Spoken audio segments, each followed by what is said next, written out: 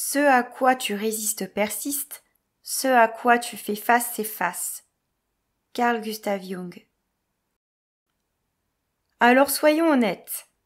Combien de fois dans ta vie tu t'es dit « Non mais ça va, je ne veux pas y penser, je préfère faire comme si ça n'existait pas ».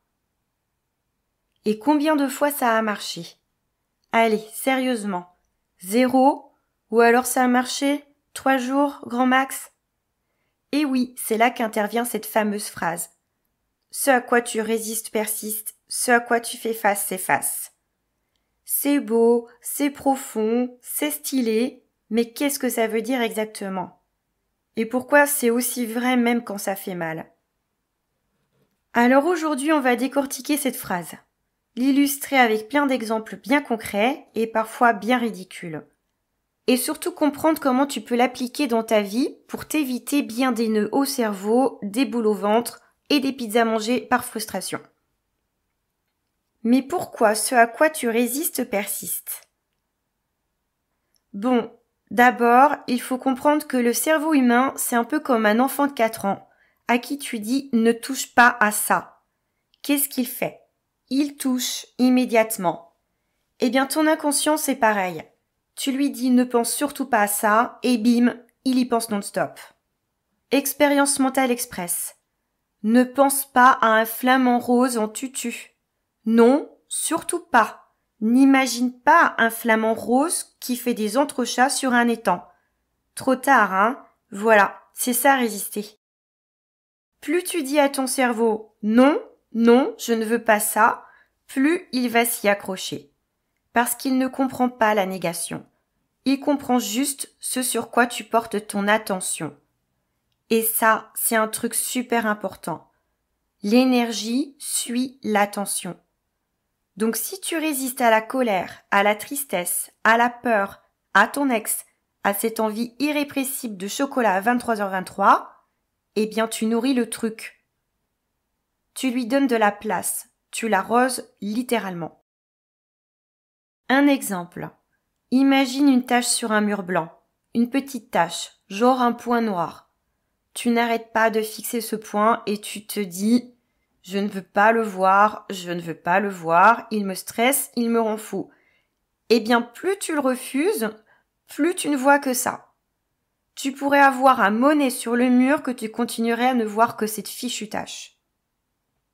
Tu vois ce moment où quelqu'un t'énerve, mais tu décides de ne rien dire, de sourire poliment et d'intérioriser ta rage. Et que le soir tu hurles sur ton chat parce qu'il a renversé son bol de croquettes. Voilà, tu viens de faire un magnifique cas d'école de résistance émotionnelle. Ce que tu refuses de ressentir reste coincé. Et comme ça ne sort pas, ça bouillonne, ça chauffe, ça fermente, ça pourrit même parfois. Et un jour, ça explose. Pour une chaussette qui traîne, une remarque banale, ou parce que tu ne trouves plus ta télécommande. Résister à ces émotions, c'est comme essayer de faire rentrer un ballon de plage sous l'eau. Tu peux appuyer très fort, mais à un moment, il te pète à la figure. Voyons ensemble quelques exemples. Tu es dans une salle d'attente très silencieuse, ou pendant un cours de yoga hyper zen, et là, quelqu'un à côté de toi fait un bruit bizarre, un reniflement étrange, un soupir cosmique, et toi, tu sens le fou rire monter. Tu te dis « non, surtout pas ici, c'est pas le moment. Allez, calme-toi, respire, pense à des choses tristes. » Mais non, plus tu résistes, plus tu sens ton ventre qui se crispe, tes joues qui tremblent, ton cerveau qui t'envoie des images de plus en plus absurdes. Tu résistes et le fou rire devient une véritable torture interne. Tes yeux pleurent, tu trembles, tu fais semblant de tousser pour camoufler ton éclat. Et plus tu luttes, plus ton rire enfoui se transforme en éruption imminente.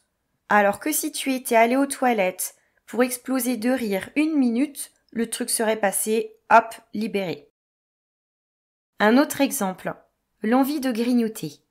Tu es au régime, tu passes devant une boulangerie. Et là, cette odeur de pain au chocolat te saute dessus comme une ex toxique qui revient après 3 mois de silence radio. Tu te dis « non, non, je ne craquerai pas, je suis fort ». Et tu continues d'y penser. Tu résistes, tu salives, tu résistes. Tu as des visions de croissants qui te dansent devant les yeux. tu résistes. Et au bout de 2 heures, tu manges une pizza, un paquet de chips, 2 cookies et tu termines avec 1 litre de coca. Bravo, tu as tenu et puis tu as explosé. Allez, un petit dernier exemple. Tu envoies un message à quelqu'un sur WhatsApp. Il ou elle l'a lu. C'est marqué « vu », mais pas de réponse, silence radio. Tu te dis « pas grave, je m'en fous, je vais pas y penser, je suis au-dessus de ça ». Et là, t'ouvres l'appli toutes les 4 minutes. Tu vérifies si il ou elle est en ligne, tu relis ton message 27 fois. Tu résistes à ton envie de relancer, elle persiste. Et elle grandit, jusqu'à ce que tu craques avec un magnifique « T'as vu mon message ou pas ?» suivi d'une spirale d'auto-jugement. Moralité, plus tu veux ne pas y penser, plus ça devient obsessionnel.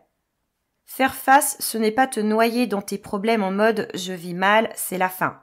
Non. C'est dire « ok, là j'ai peur, j'ai honte, je suis triste, j'ai la rage. Et je vais observer ce que ça me fait. » Et là, magie. Dès que tu regardes l'émotion en face, sans jugement, sans fuir, sans vouloir la dégager, elle se transforme. Elle te parle, elle te montre ce qu'il y a derrière.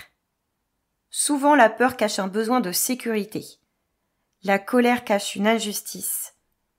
La tristesse cache une perte ou un besoin de tendresse. Faire face, c'est un acte de courage, mais c'est aussi un acte de libération. Pourquoi ça marche vraiment ? Quand tu fais face, tu actives une autre zone de ton cerveau, celle de la conscience.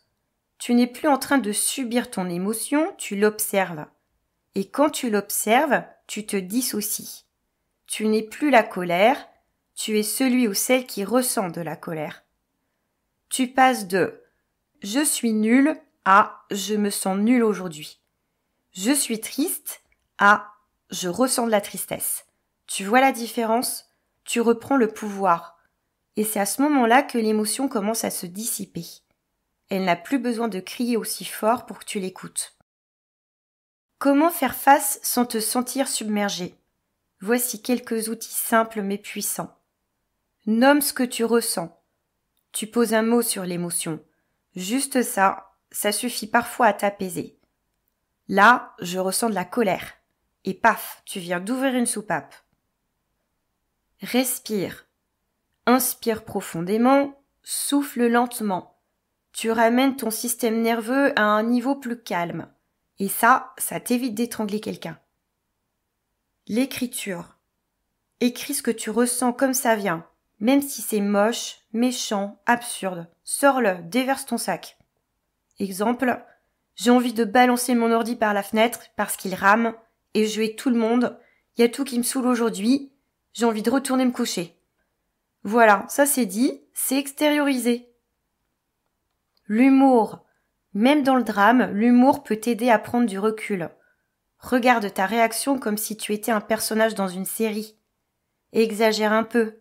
Ridiculise la scène dans ta tête. Tu verras, c'est libérateur. Quand tu résistes à quelque chose, c'est souvent parce qu'il y a une peur ou une blessure dessous. Tu ne veux pas voir une partie de toi que tu juges pas belle, pas digne, pas acceptable. Mais en vrai, faire face, c'est te rencontrer pleinement. C'est faire la paix avec tout ce que tu es, même tes failles, tes travers, tes petits délires honteux. Oui, on sait que tu as déjà chanté Dalida à fond dans ta voiture. En résumé, tu résistes à ton mal-être, il va te coller comme une moule à son rocher. Tu refuses de pleurer, tu vas te retrouver à chialer devant une pub pour la lessive. Tu nies ta colère, tu vas hurler sur ta cafetière qui n'a rien demandé. Tu refuses un souvenir, il va revenir toutes les nuits comme une pop-up de site de rencontres douteux. Mais si tu acceptes de t'arrêter, de regarder, de ressentir, alors tu peux te transformer. Tu peux respirer, tu peux t'apaiser. Alors voilà, la prochaine fois que tu sens une émotion pointer le bout de son nez, au lieu de lui claquer la porte au nez comme un témoin de Jéhovah, invite-la. Oui, ouvre-lui la porte. Dis-lui « Ah tiens, te revoilà toi. Bon, qu'est-ce que tu veux me dire ?» Tu vas voir, elle va peut-être s'asseoir, parler un peu et repartir tranquillement.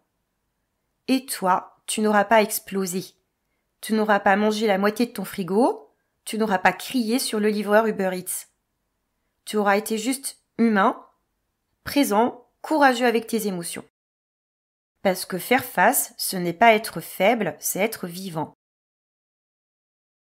Merci d'avoir partagé ce moment de paix et de connaissance. Si ce podcast t'a parlé, un petit like me ferait super plaisir.